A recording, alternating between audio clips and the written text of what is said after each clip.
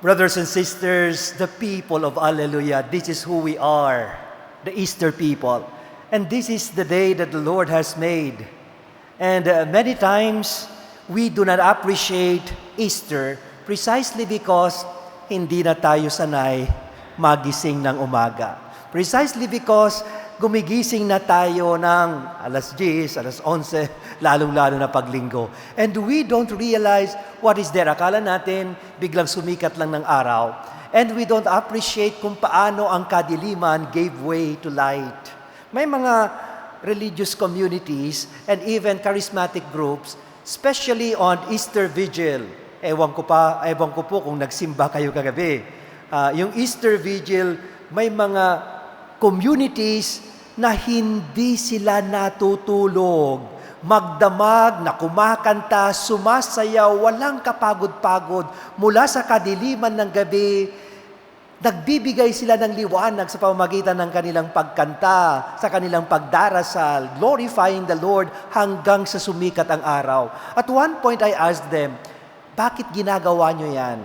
And they told me, one of the leaders told me, Father, alam natin na walang gising noong si Kristo ay muling nabuhay. Ang alam lang natin, pumunta na sila doon sa puntod, at pagdating na nila sa puntod, wala na si Kristo.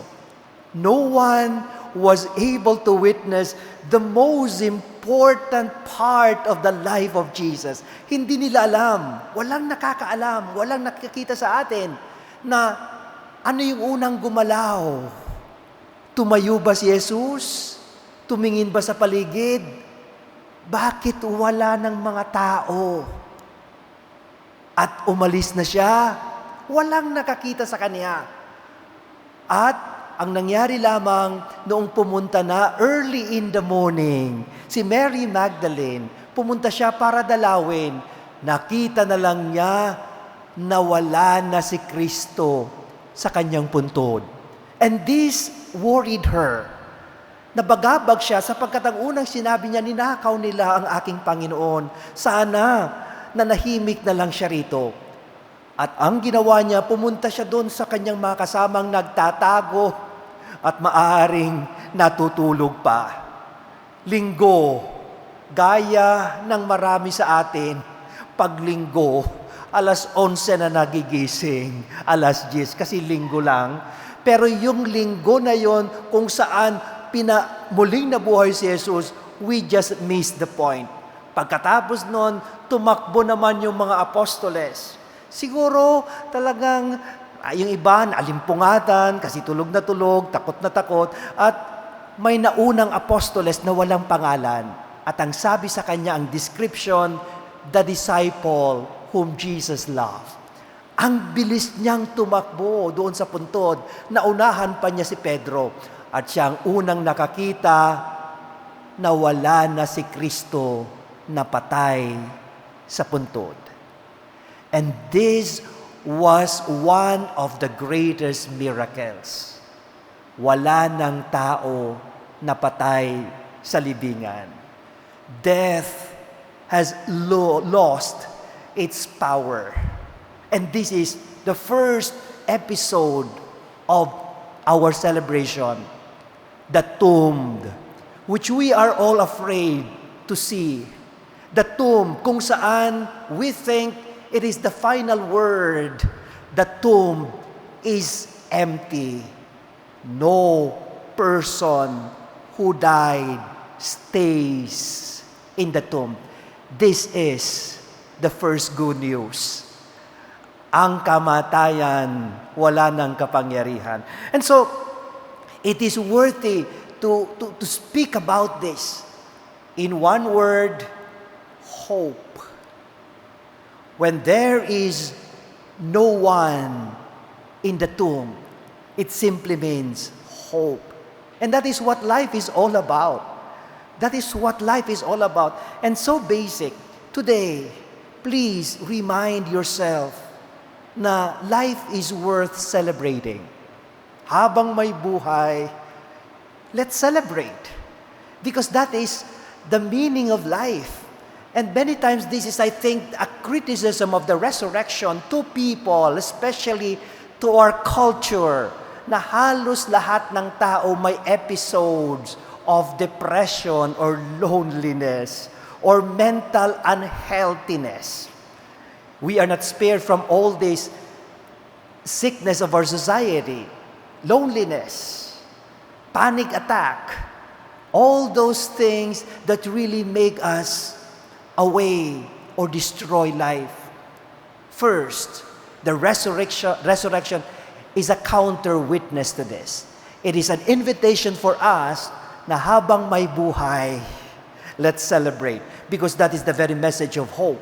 And if we go into the different readings of today very clearly, particularly on what we call theological virtues, yung pag-asa, pananampalataya at pagmamahal, very clearly hope is the very heart of these theological virtues.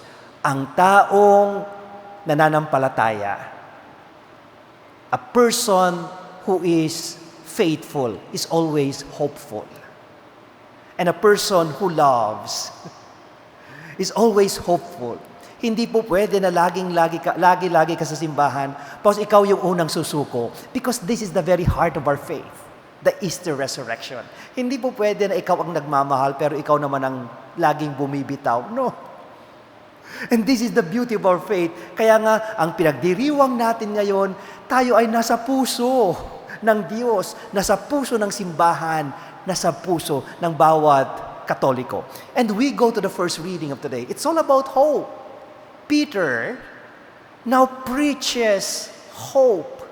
Lagi ko pong sinasabi sa mga seminaristang estudyante ko at kadalasan nagpaparinig po ako sa mga pari. The gauge of a best homily would be after listening to your words and to the Word of God. They are given hope.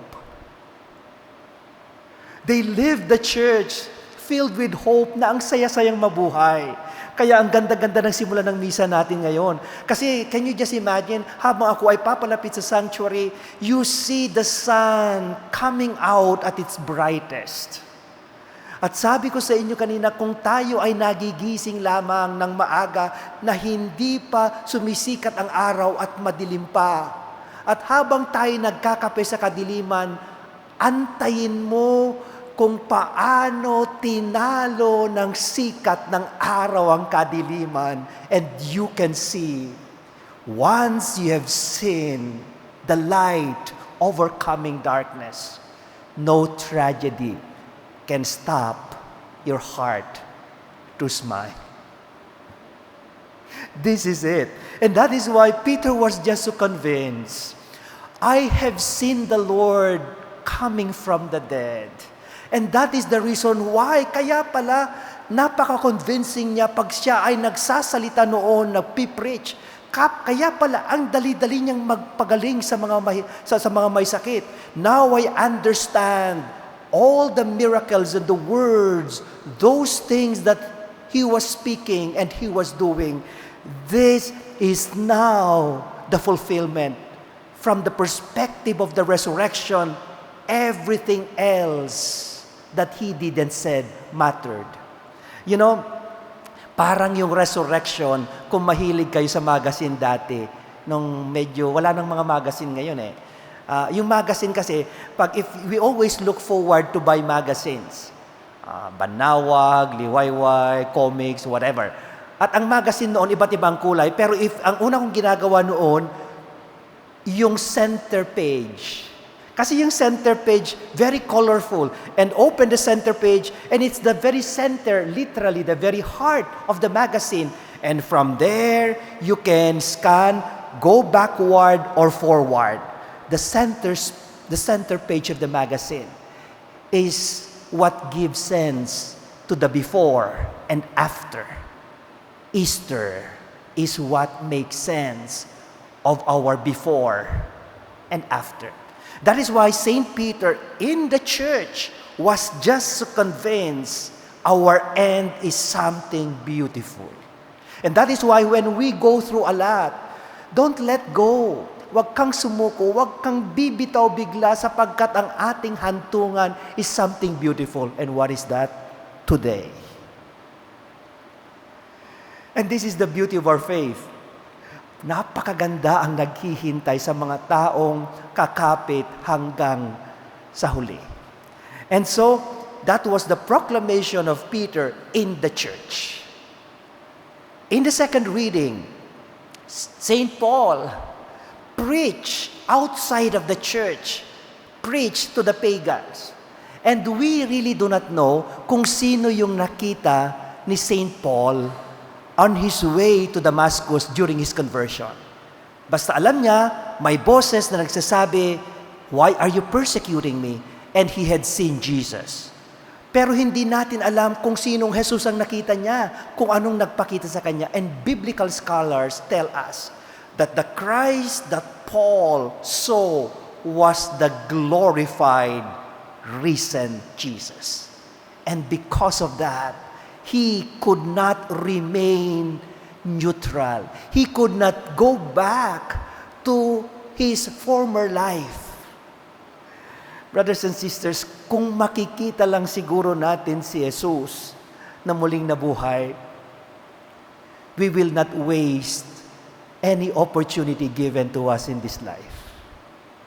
We will not spend a moment na pagsisisihan natin sa buhay na ito. We will celebrate, seize every moment, every time that we spend on earth. St. Paul preaching what he had seen, the risen Christ, outside of the church. And so, we could recognize now how the gospel of today, the emptiness of the tomb, becomes a good news. And above all, the first who had seen the emptiness of the tomb, aside from Mary Magdalene, is an anonymous servant disciple. The only description of him was a beloved, one who has been loved by Christ. Let this be our prayer. Lord, risen Lord, show me your face, so that I can celebrate fully the life that you have given me. Alam niyo po, may kaibigan po ako na the whole family, they have a brother who was kind of into addiction. And the whole family suffered because of the addiction of a brother. Dumating pa yung point na yung pinakamatandang kapatid ay nagsabi, sabihin mo lang sa amin kung saan ka bumibili ng bawal na gamot. Kahit kami na ang magpabili, huwag ka lang pumunta sa mga looban, kung saan ka nagpupunta, kasi baka mapahamak siya.